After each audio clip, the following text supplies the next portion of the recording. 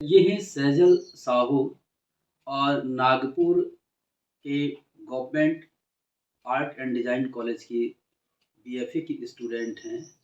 इनको जादूपटिया पेंटिंग पर काम करना है। इन्होंने अपना थीसिस सबमिट किया था और ये इंटरनेट के ज़रिए इस पर काम करने की कोशिश कर रही थी। मुझे बड़ा अच्छा लगा जब इन्होंने ये कहा कि नेट की बजाय ये वास्तविक रूप में ग्राउंड पर जाकर के इस पेंटिंग पर काम करना चाहती हैं और ये मेरे पास आई हैं इतनी दूर से चल कर के। और भी ऐसे विद्यार्थी आते हैं जो आर्ट के क्षेत्र में काम कर रहे हैं और जादूपटिया पर रिसर्च करते हैं या जादूपटिया पर आर्टिकल लिखते हैं या उनका प्रेजेंटेशन होता है और वो आते हैं। मैंने ये महसूस ये किया कि जब नेट से जो जानकारी प्राप्त करके विद्यार्थी आते हैं तो उसमें जादूपटिया को लेकर के बहुत सारी भ्रांतियाँ हैं। जो नेट का अपना दोष है वह दोष है और इन्होंने भी मुझे बताया कि इन्होंने जो कुछ भी देखा वो वास्तविकता से इतर है। तो मुझे अच्छा लगता है कि जब ऐसे स्टूडेंट पूरे समर्पण के साथ पूरा डेडिकेशन है कि इतनी दूर से नागपुर से चल कर के यहाँ आई हैं अपने दादाजी के साथ और पेंटिंग की एक-एक चीज़ की बारीकी जानने की कोशिश इन्होंने की है, उसको रिकॉर्ड किया इन्होंने। तो मैं समझता हूँ कि जब ये अपना फाइनल रिपोर्ट सबमिट करेंगे, अपना रिसर्च सबमिट करेंगे, तो उसमें ज़्यादा से ज़्यादा ऑथेंटिक चीज़ें होंगी।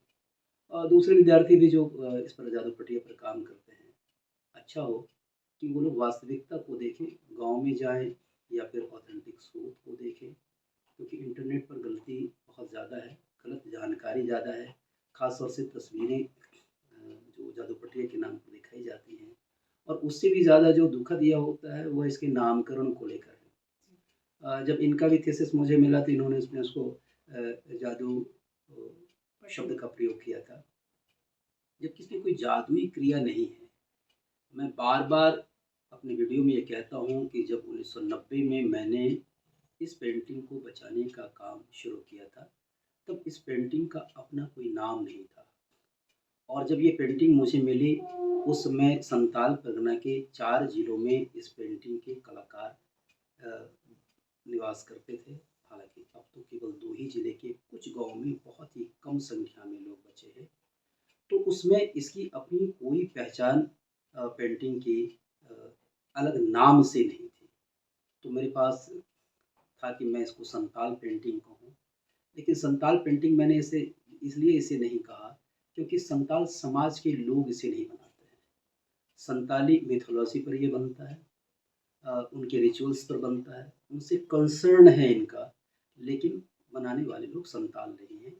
दूसरी बात हमारे पास यह थी कि जो इस जाति के लोग बनाते हैं, जो अपना टाइटल चित्रकर कहते हैं, जो चित्रकार शब्द से चित्रकर शब्द हुआ, ये चित्रकार ठीक वैसे ही है जैसे कुंभकार है, जैसे चर्मकार है, जैसे काष्ठकार है। तो ये चित्र बनाने वाले लोग ही अपने आप को चित्रकार ये कहते हैं। संताल समाज में इनको जादू कहा जाता है।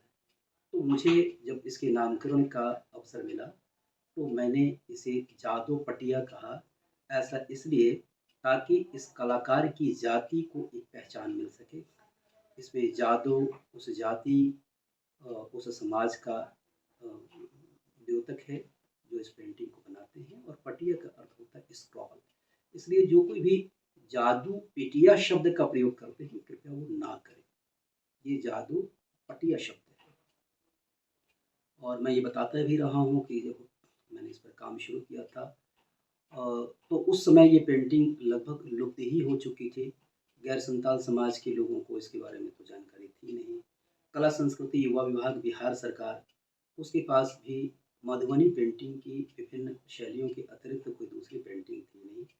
1995 में बिहार सरकार के संस्कृति विभाग ने इसको अपने यहाँ सूचीबद्ध किया, फिर भारत सरकार ने इसको सूचीबद्ध किया और ये पेंटिंग आज प्रचलन में है।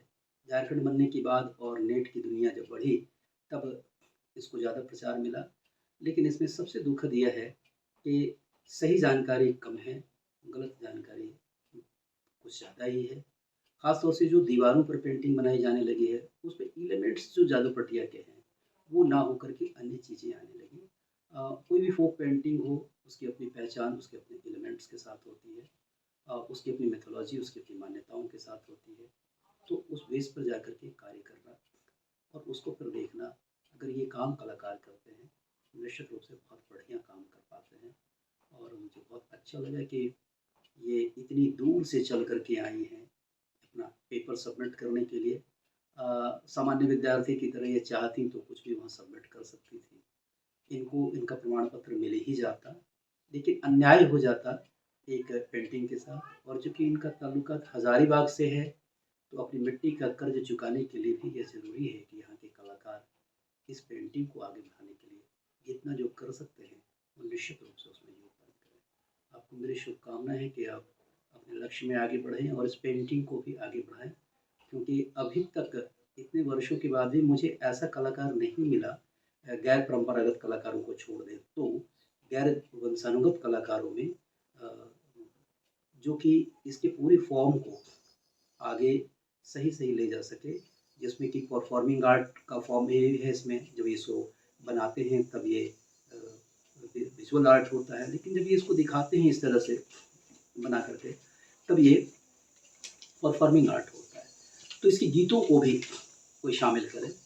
और इनके साथ अच्छी बात ये लगी कि चूँकि ये संगीत की भी विद्यार्थी हैं और बड़ी ऊँची डिग्री इन्होंने हासिल कर रखी है, तो निश्चित रूप से ये इस काम को कर सकें। थैंक यू सर, आपने इतना अपना मुझे समय दिया और जादू पटिया पेंटिंग्स की छोटी छोटी बातों को इतने सहजता से मुझे बताया कि जो मैं इंटरनेट पे ना कभी ढूंढ सकती थी और ना कभी ढूंढ सकती हूँ।